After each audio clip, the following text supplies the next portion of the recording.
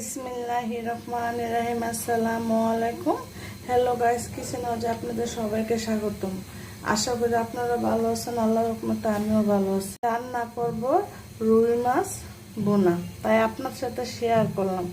এখানে আমি লবণ দিয়ে হলুদ দিয়ে মাছগুলো মেখে নেব। লবণ হলুদ মরিচ দিয়ে মাছগুলো আমি ভালো করে মেখে নিয়েছি। এখন আমি ভেজে নেব। ভাজার জন্য আমি কড়াইতে তেল দিয়ে গরম করে নিয়েছি। এখন আমি মাছগুলো দিয়ে দেব।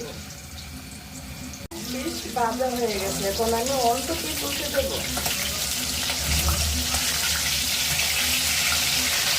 মাছগুলোকে আমি ভেজে নেমে নিয়েছি। এখন আমি পেঁয়াজ ভেজে নেব।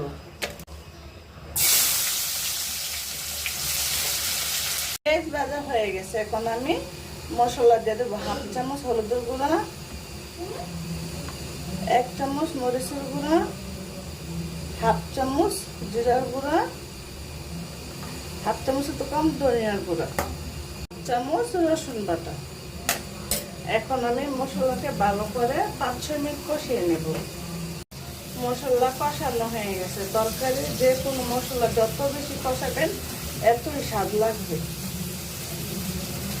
এখন আমি জল অ্যাড করে দিলাম, গরম পানি দিয়ে দিলাম। পলক আসলে মাছগুলো দিয়ে দেব। এখন আমি ভেজে রাখা মাছগুলো দিয়ে দিলাম। লবণ কম হয়েছে, তাই আমি সামান্য একটু লবণ দিয়ে দিলাম। দিয়ে দিব ধনিয়া পাতা। আপনাদের কাছে রুই মাছের পাতলা ঝোলের রেসিপিটা ভালো লাগে দেখে লাইক দিয়ে সম্পূর্ণ ভিডিওটা দেখার অনুরোধ রইল। আর কমেন্ট বক্সে জানাবেন আজকে রেসিপিটা কেমন হয়েছে। চ্যানেলটা সাবস্ক্রাইব করে বন্ধু হয়ে পাশে থাকেন।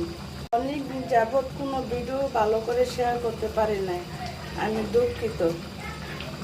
ইউটিউব থেকে আমার ভিডিওগুলো দেখেন, আমার চ্যানেলটা সাবস্ক্রাইব করে বন্ধু হয়ে পাশে থাকবেন। আর যারা ফেসবুক থেকে আমার ভিডিওগুলো দেখেন, আমার পেজটাকে ফলো করে বন্ধু হয়ে পাশে থাকবেন। তো সবাই ভালো থাকেন, সুস্থ থাকেন। আল্লাহ হাফেজ।